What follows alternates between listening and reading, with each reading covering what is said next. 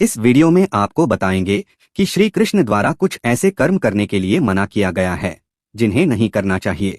इस वीडियो में इस पर भी चर्चा होगी कि मनुष्य को सुख या दुख क्यों मिलता है तथा अन्य बहुत सी मार्मिक बातों को आपको बताऊंगा। तो बहुत ही गूढ़ वीडियो है, बने रहिए पूरे वीडियो के साथ। तो जय श्री कृष्णा मित्रों, स्वागत है कथामृत यूट्यूब चैनल पर। मित्रों, श्री कृष्ण कहते हैं कि हे अर्जुन, संसार के सभी लोग केवल इंद्रियों के सुख के लिए कर्म करते हैं। कोई भोग के लिए कर्म करता है, कोई शरीर के लिए, कोई जीभ के लिए, आँख के लिए या अपने अहंकार की तृप्ति के लिए। इस तरह जब कर्म किया जाता है तो वह पाप कर्म है। जब मनुष्य आत्मा की सुख के लिए, मन की शांति के लिए कर्म करता है तो वह कर्म अपने लिए किया हुआ कर्म होता है। जब कृष्ण निष्काम कर्म की बात करते हैं तो मन में भ्रम होता है कि बिना फल की कामना से कर्म कैसे किया जाए। यही हमसे भूल हो जाती है। दरअसल जब हम इंद्रियों के सुख के लिए कर्म करते हैं, वासना की पूर्ति के लिए युद्ध करते हैं या शरीर सुख के लिए युद्ध करते हैं अथवा कोई कर्म करते हैं तो इसमें जो फल की कामना है, श्री कृष्ण उसी से बचने की बात करते हैं। वे कहते हैं कि शरीर के सुख के लिए कोई भी कर्म मत करो, आत्मा की सुख के लिए कर्म करो। शरीर के सुख के लिए कर्म करोगे तो वह दिखेगा, लेकिन आत्मा के सुख के लिए कर्म करोगे जैसे संत लोग चिंतन करते हैं तो वह नहीं दिखेगा। यहाँ अर्जुन युद्ध भूमि में जीत की कामना लेकर खड़ा है। इसी कामना से बचने के लिए श्री कृष्ण अर्जुन को जगाते हैं। वे कहते हैं कि तुम इंद्रियों के सुख के लिए कर्म मत करो, क्योंकि इस युद्ध में जितने लोग खड़े हैं उनमें से अधिकांश घोर पापी हैं और इन पापियों के नाश के लिए परमात्मा ने तुम्हें नियुक्त किया है, तुम्हें माध्यम बनाया है। दरअसल इस युद्ध में कहीं कुछ नहीं हो रहा है। तुम्हें भ्रम हो रहा है कि तुम इन लोगों को मारने आए हो। तुम किसी को मार नहीं सकते हो। जीवन और मृत्यु तो परमात्मा के हाथ में है, इसलिए मन के इस भाव को छोड़ो कि तुम किसी को मारने आए हो। इस संसार में अपना कुछ नियम है। मनुष्य जन्म लेता है तो उसे युवा और बूढ़ा कौन बनाता है? अर्जुन, तुम्हारे चाहने से ना कोई जन्म ले सकता है और ना कोई मर सकता है। यह तो प्रकृति की स्वतः घटित घटना है। इसी को संस्कृति कहते हैं। जन्म और मृत्यु की घटना को संस्कृति कहा जाता है। यह तुम्हारे हाथ में नहीं है। फिर ऐसा क्यों सोचते हो कि मैं इन्हें कैसे मारूं? मित्रों, अर्जुन से यहाँ दो भूल हो रही हैं। यह भूल हमारे आपके मन में भी होती है। अर्जुन राज्य भी चाहता है और युद्ध से भागना भी चाहता है, लेकिन यह तो संसार का नियम है कि वीर भोग्या वसुंधरा। जो वीर पुरुष होते हैं, शक्तिशाली होते हैं, वही संसार के मालिक होते हैं। बड़ी मछली छोटी मछली को खा जाती है। इसको सर्वाइवल ऑफ द फिटेस्ट कहते हैं। लेकिन यह सिद्धांत अध्यात्म में नहीं चलता। जो भी व्यक्ति अपनी इंद्रियों के लिए धन संग्रह करता है वह व्यक्ति धन का भोग नहीं कर पाता। यह बड़ा अद्भुत सिद्धांत है कि मनुष्य अपने जीवन का महत्वपूर्ण समय अपनी इंद्रियों के सुख के लिए भोग सामग्री एकत्र करने में लगा देता है, लेकिन शरीर उसे भोग नहीं सकता। इन इंद्रियों को भी भोगने के लिए शक्ति चाहिए, लेकिन वह शक्ति बहुत दिनों तक नहीं रहती। आखिर मनुष्य कितना भोगेगा? हमारी इंद्रियों की एक सीमा है। इसलिए अर्जुन को कृष्ण कहते हैं कि इंद्रियों के भोग के लिए कुछ मत करो। थोड़े दिनों में ही तुम्हारी सभी इंद्रियां दुर्बल हो जाएंगी, फिर तुम भोग को देखते रह जाओगे। भोगने के लिए सब कुछ रहेगा, लेकिन तुम भोग नहीं सकोगे, क्योंकि तब तक तुम्हारी सारी इंद्रियां दुर्बल हो चुकी होंगी। संशयात्मा विनश्यति। श्री कृष्ण ने गीता में एक अद्भुत शब्द का प्रयोग किया है। यह ऐसा शब्द है जिससे हम सभी प्रभावित होते रहते हैं। यह अर्जुन के लिए ही नहीं कहा गया, अपितु हम लोगों के लिए भी कहा गया है। वह शब्द है संशयात्मा विनश्यति। संशयग्रस्त व्यक्ति का नाश हो जाता है, क्योंकि संशयग्रस्त व्यक्ति कभी कोई ठोस काम नहीं कर सकता। वह हमेशा करें या ना करें, इसी के बीच में डोलता रहता है। संशय के कारण मनुष्य का विकास रुक जाता है। संदेह के घेरे में खड़ा होकर कभी कोई व्यक्ति निर्माण नहीं कर सकता। निर्माण के लिए निर्भय होना अनिवार्य है। जो लोग कर्मशील होते हैं वे लोग संशय में नहीं रहते। हमारे जीवन में इसलिए कोई सफलता नहीं मिलती कि हम किसी भी काम को करने के पहले करें या ना करें, कहीं विफल न हो जाएं,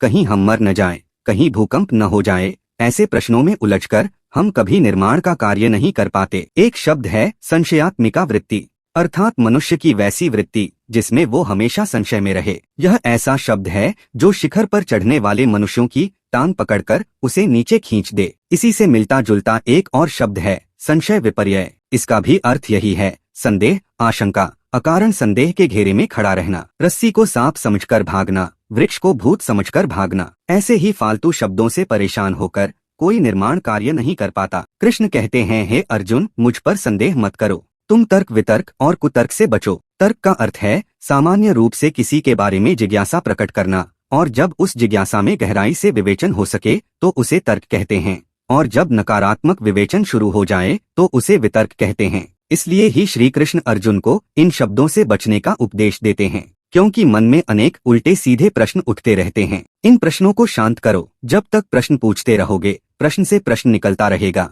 और यह क्रम जीवन भर चलता रहेगा। इसलिए तुम संशय से मुक्त हो जाओ। संशय तुम्हारा नाश कर देगा, क्योंकि संशय की यह वृत्ति है कि मनुष्य को आगे बढ़ने नहीं देता। युद्ध भूमि में तुम खड़े हो, अगर संशय में पड़े रहोगे तो युद्ध नहीं कर सकोगे, क्योंकि भय के रहते युद्ध नहीं किया जा सकता। अगर मनुष्य संशय में पड़ा रहे तो सड़क पर नहीं चल सकता, वह किसी सवारी पर चढ़कर कहीं जा नहीं सकता, कहीं चालक उसे गड्ढे में न गिरा दे। कहीं भोजन करोगे तो मन में आता रहेगा कि इसमें कहीं कोई विष न मिला दे। सामने से जो अनजान व्यक्ति आ रहा है, कहीं वह हम पर आक्रमण न कर दे। इसलिए संशयग्रस्त व्यक्ति कभी भी किसी लक्ष्य तक नहीं पहुंच पाता है। इसलिए कृष्ण कहते हैं, हे अर्जुन, संशय मत करो, मैं जो कहता हूँ उसे सुनो और उसी के अनुसार आचरण करो। योग क्षेमम वहाम्यहम अनन्याश्चिंत यंतो माम ये जनाः पर्युपास्ते तेषाम नित्याभियुक्ता नाम योग क्षेमम वहाम्यहम्। मित्रों, लगता है श्री कृष्ण ने यह बात हम लोगों को कही है। भले ही अर्जुन वहाँ खड़ा था, लेकिन यह जो कहा गया कि जो व्यक्ति निरंतर निष्काम भाव से परमात्मा पर भरोसा करता है, उसके योग और क्षेम दोनों की रक्षा परमात्मा स्वयं करते हैं। योग का अर्थ है जो अभी तक नहीं मिला है उसकी प्राप्ति का प्रयास, और क्षेम का अर्थ है जो मिला हुआ है उसकी रक्षा। कृष्ण कहते हैं कि जो व्यक्ति मुझ पर भरोसा करता है, मैं उसकी सर्वविध रक्षा करता हूँ। मित्रों, हमारे देश में मीराबाई हुई, उन्हें विष दिया गया। श्री कृष्ण के आशीर्वाद से विष अमृत बन गया। प्रहलाद को अग्नि में जलाया गया, वह बच गया। द्रौपदी का वस्त्र हरण हुआ, वह बच गई। इस तरह जिन लोगों ने परमात्मा पर भरोसा किया, ऐसे लाखों लोग हैं जिनकी रक्षा परमात्मा ने की। कृष्ण कहते हैं कि तुम निरंतर अनन्य भाव से मेरी ओर ध्यान रखो। संसार को देखोगे तो तुम्हें संसार प्राप्त होगा। संसार में कुछ नहीं है, यह माया है। संसार तुम्हें दिख रहा है लेकिन है नहीं। जैसे पानी में तुम अपनी छाया देखते हो तो लगता है तुम कुएं में हो, लेकिन कुएं में हो नहीं। उसी तरह मृग मरुभूमि में जल देखता है, जबकि वहाँ जल होता नहीं। इसलिए संसार को मत देखो, केवल मेरी ओर ध्यान लगाकर देखो। मैं तुम्हारे वर्तमान और भविष्य दोनों की रक्षा करूंगा। एक और बड़ा अद्भुत शब्द श्री कृष्ण ने कहा है, श्रुति विप्रतिपन्ना। इसका अर्थ है, इस संसार में विभिन्न प्रकार के लोगों की बात सुनने को तुम्हें मिलेगी, जिससे तुम भ्रम में पड़ जाओगे। ऐसी वाणी तुम्हें हमेशा विचलित करती रहेगी। ऐसे वाक्य तुम्हारे मन में केवल भ्रम पैदा करेंगे, और जब तक तुम परमात्मा की वाणी पर भरोसा करके एक स्थान पर खड़े नहीं होगे, तब तक तुम भ्रम में पड़े रहोगे। हे अर्जुन, तालाब में कमल का फूल तब खिलता है जब तालाब का पानी स्थिर हो। समुद्र में या बहती नदी में कमल का फूल नहीं खिलता, क्योंकि समुद्र में लहरें उठती रहती हैं, वहाँ का पानी चंचल रहता है। बहती नदी में कमल नहीं खिल सकता, क्योंकि वहाँ स्थिरता नहीं है। ठीक उसी प्रकार जब तक तुम अचल होकर कहीं खड़े नहीं होगे, तब तक तुम्हारे मन में शांति नहीं हो सकती। इस संसार में हमेशा मन चंचल बना रहता है। इसलिए योगी जन किसी एकांत स्थान में चले जाते हैं और वहां मन को स्थिर करके अपने मन में परमात्मा के स्वरूप का दर्शन करते हैं। जब तक आत्मा में पूर्ण शांति नहीं होती, तब तक परमात्मा रूपी कमल उसके अंतर्मन में पूरा नहीं खिलता, क्योंकि संसार हमेशा उसे अपनी ओर खींचता रहता है। संगात संजायते कामः। श्री कृष्ण ने गीता के दूसरे अध्याय में एक बहुत ही महत्वपूर्ण प्रश्न का उत्तर दिया। जब अर्जुन विचलित होकर सोचता है कि मेरे मन में ऐसा विचलन क्यों हो रहा है, मेरे मन में इस तरह की विकृति क्यों आ रही है, अर्जुन के मन में जब ऐसे विचार आने लगे तो कृष्ण समझ गए कि अर्जुन के मन में ग्लानि हो रही है। तब श्री कृष्ण ने गहरे मनोविज्ञान की ओर अर्जुन को संकेत दिया। उन्होंने कहा कि अर्जुन, तुम जिन विषयों का चिंतन करते हो, जैसा आचरण करते हो, जैसी संगति में रहते हो, वैसा ही तुम्हारा आचरण बन जाता है। कृष्ण कहते हैं, संगति से मन के भावों को उपजने में मदद मिलती है। तुम राजपुत्र हो, अब तक भोग विलास ऐश्वर्य में रहे हो, अभी तक तुम दुनिया को समझ नहीं पाए हो, इस संसार की ठोकरों से पाला नहीं पड़ा है। यह संसार मनुष्य को सब कुछ समझा देता है। कहते हैं, मनुष्य की बुद्धि बादाम खाने से नहीं बढ़ती, बल्कि ठोकर खाने से बढ़ती है। शाम सूरज को ढलना सिखाती है,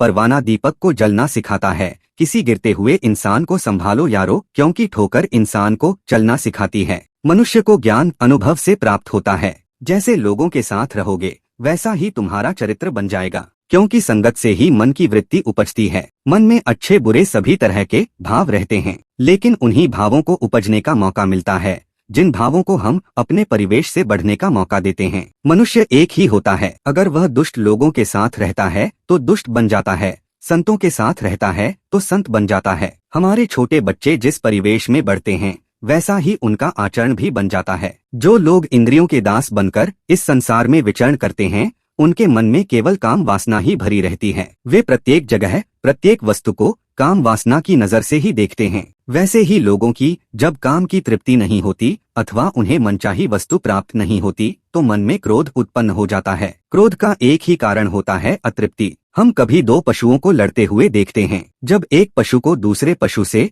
काम की तृप्ति नहीं होती तो नर पशु अपने सींग से मादा पशु को मारने लगता है। आजकल भी हम प्रायः स्कूलों कॉलेजों पर एवं सड़कों पर ऐसे अनेक लोगों को देखते हैं जो अपने काम की अतृप्ति के कारण दूसरों पर आक्रमण करते रहते हैं। इसलिए क्रोध का जन्म काम की अतृप्ति से होता है। कामना और वासना एक ही चीज है। जब मनुष्य के काम अथवा उसकी वासना की पूर्ति नहीं होती तो मन में पशुता का उदय हो जाता है। काम से अतृप्त मनुष्य पशु बन जाता है और उसके पशु बनते ही उसकी स्मृति उसका संस्कार नष्ट हो जाता है। तो स्मृति क्या है? श्री कृष्ण कहते हैं कि मन में जब काम या वासना का विकार उत्पन्न होता है तो उससे स्मृति का नाश हो जाता है। कहते हैं स्मृति भ्रंशात बुद्धिनाशो, और बुद्धि के नाश होते ही मनुष्य का सब कुछ नष्ट हो जाता है। गीता में ये दोनों शब्द बहुत महत्वपूर्ण हैं। मुझे लगता है पूरी गीता का आधार इसी पर खड़ा है। मनुष्य है तो मन में विकार भी उत्पन्न होगा और जब विकार उत्पन्न हो जाए तो मन में अनंत कामनाएं स्वतः उत्पन्न होने लगती हैं। यही कामना है, वासना है। मनुष्य अगर नीचे गिरता है तो अपनी कामना व वासना के कारण ही नीचे गिरता है। जिस व्यक्ति के मन में काम उत्पन्न हो जाता है वह अपने आचरण व विचार से नीचे गिर जाता है। इसलिए कृष्ण कहते हैं कि सम्मोहात् स्मृति विभ्रमो, अर्थात मोह से स्मृति का नाश हो जाता है। अब यहाँ स्मृति क्या है इस पर विचार करें, क्योंकि पूरी गीता का आधार इसी शब्द पर टिका है। मित्रों, कृष्ण परमात्मा हैं, इस बात की पुष्टि भी उनकी स्मृति से होती है। जब कृष्ण कहते हैं कि हे अर्जुन, जो ज्ञान मैंने सूर्य को दिया था वही ज्ञान आज तुम्हें दे रहा हूँ, यह सुनकर अर्जुन चकरा जाता है। वह सोचता है कि इस कृष्ण को क्या हो गया है, यह पागल की तरह बकवास कर रहा है। इसका जन्म अभी हाल ही में हुआ है, मुझसे थोड़ा बड़ा होगा और वह कह रहा है कि मैंने सूर्य को ज्ञान दिया था। वह पूछता है कि हे केशव, तुम यह क्या बोल रहे हो? सूर्य अनादिकाल से इस जगत को प्रकाश दे रहा है और आप आज जन्मे हो, फिर आपने कैसे सूर्य को उपदेश दिया? यह तो सरासर झूठ है। कृष्ण कहते हैं, हे अर्जुन, मैं जानता था कि तुम्हें मुझ पर विश्वास नहीं होगा, क्योंकि इस बात को समझने की शक्ति तुम्हारे पास नहीं है, क्योंकि तुम मनुष्य हो। तुम्हारे ऊपर षड विकारों का केंचुला चढ़ा हुआ है। तुम्हारी बुद्धि मुझे समझ नहीं सकती, क्योंकि तुम मोह में फंसे हो। मोह के कारण तुम मुझे देख नहीं पा रहे हो। हम में और तुम में यही अंतर है कि तुम मोह के अधीन हो और मोह मेरे अधीन है। मैं मोह के ऊपर खड़ा हूँ, तुम मोह के नीचे दबे हो, इसी कारण तुम मुझे देख नहीं पा रहे हो। मित्रों, स्मृति का अर्थ है पूर्व जन्मों का स्मरण रखना। आज जो हम मनुष्य हैं, इसके पहले लाखों बार अनंत योनियों में भटकते हुए मनुष्य बने हैं, लेकिन माया के कारण हमें अपने पूर्व जन्म के बारे में कोई बात याद नहीं है। हम मोह और माया के पर्दे के नीचे दबे हुए हैं। लेकिन यहाँ कृष्ण कहते हैं कि तुम मोह और माया में दबे हो, लेकिन मैं नहीं दबा हूँ। मुझे अपने पूर्व जन्मों की पूरी कहानी याद है, लेकिन तुम्हें याद नहीं है। ऐसा इसलिए है कि तुम मोह में बंधे हो और मैं मोह में बंधा नहीं हूँ। तुम्हारी आंखों पर मोह की पट्टी बंधी हुई है। नष्टो मोह स्मृति लब्धा, मोह के नाश से स्मृति की प्राप्ति संभव है। मित्रों, श्री कृष्ण यहाँ बड़ी अद्भुत बात कहते हैं कि प्रत्येक मनुष्य जब जन्म लेता है तो वह मूर्छा में रहता है। मूर्छा का अर्थ है बेहोश, यानी बिना होश का। इनमें से अधिकांश लोग मूर्छा में जन्म लेते हैं और मूर्छा में ही मर जाते हैं। उन्हें कभी होश नहीं होता, इसलिए वह जीवन को नहीं समझ पाते। वे पशुवत काम और वासना में लिप्त होकर पड़े रह जाते हैं, इसलिए उन्हें पता ही नहीं चलता कि कब जन्म हुआ, कब मृत्यु हुई। जैसे कीड़े मकोड़े जन्म लेते हैं और मर जाते हैं, उन्हें पता नहीं चलता कि कब जन्म हुआ और कब मरे। इनमें से अनेक जीव तो ऐसे होते हैं जो सुबह जन्मते हैं और शाम में मर जाते हैं। उन्हें पता भी नहीं होता है कि रात भी कभी होती होगी। वैसा ही मनुष्य जन्म तो लेता है, लेकिन जीवन भर मूर्छा में पड़ा रहता है। यह मूर्छा तभी टूटती है जब उसके जीवन से कामना और वासना का नाश हो जाता है। इसलिए कृष्ण कहते हैं कि नष्टो मोह स्मृति लब्धा, जब काम का नाश हो जाता है तब स्मृति का द्वार खुल जाता है। स्मृति का आज विज्ञान के लोग हार्ड डिस्क से तुलना करते हैं। हार्ड डिस्क या चिप में जिस प्रकार हजारों पुस्तकों का संग्रह किया जा सकता है, उसी प्रकार स्मृति के चिप में मनुष्य के जीवन की पूरी कहानी एकत्र रहती है। जैसे हमारे पास 3 शरीर हैं, स्थूल शरीर, सूक्ष्म शरीर और कारण शरीर। स्थूल शरीर कर्म करता है और सूक्ष्म शरीर उसका संग्रह करता है। लेकिन सबसे महत्वपूर्ण है कारण शरीर, जो अनंत जन्मों की कहानी को अपने पास संग्रह करके रखता है। लेकिन मनुष्य को ना सूक्ष्म शरीर का ज्ञान है और ना कारण शरीर का। उसे तो वर्तमान जीवन के बचपन की बात भी याद नहीं, इसलिए वह प्रत्येक सुख और दुख को वर्तमान जीवन से ही जोड़कर देखता है।